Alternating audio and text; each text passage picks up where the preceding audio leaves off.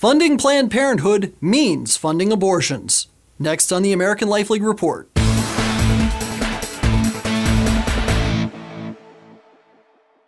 There's a lot of confusion over the question of government funds going to Planned Parenthood.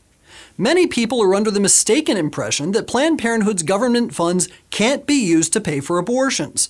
But the truth is, this money does pay for abortions in two ways. It does so directly and indirectly through what is called fungibility. The direct funding for abortion comes from the Hyde Amendment itself, because it allows the government to pay Planned Parenthood and other abortion facilities for abortions in the cases of rape, incest, and life of the mother. The indirect funding for abortion, or fungibility, works like this. Suppose a Planned Parenthood facility has two streams of revenue through individual donations and clinic income that total $8 million. This clinic income is generally made up from the sales of birth control, STD testing, and abortion. But before a business can make a profit, it has to build a budget. So let's say Planned Parenthood's budget breaks into four categories: abortion business, contraceptive supplies, sex education, and other for things like lobbying efforts, advertising, and pink bus tours. This is money Planned Parenthood has to spend before it can make money. So keeping it simple, let's say that this $8 million is divided equally into these four categories, or $2 million for each. Now in comes the government, who says, "We'll give you $4 million for your birth control and sex education services, but only under one condition. You cannot use that money to pay for abortion." So, Planned Parenthood agrees to use that $4 million only for sex education and birth control.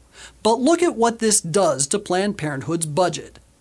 Planned Parenthood no longer has to use $4 million from its own income to cover the cost of birth control and sex education because the government is now covering that cost.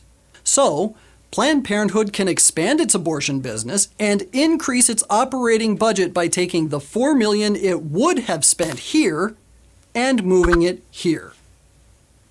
American Life League has tracked the amount of government funds going to Planned Parenthood and the number of abortions performed at Planned Parenthood facilities from 1970 through to the present.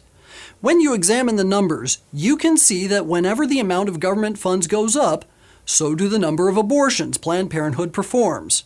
And when the funding goes down on those rare occasions, so do the number of abortions.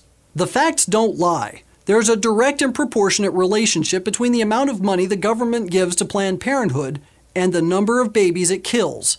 But this cycle of death will only continue so long as politicians remain committed to shutting down the entire federal government rather than defund Planned Parenthood.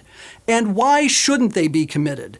As long as they keep money flowing into Planned Parenthood's coffers, Planned Parenthood will remain committed to spending tons of its time and money keeping them in office. It's time to break the cycle. It's time to end Planned Parenthood's government funding. For American Life League, I'm Michael Hitchborn.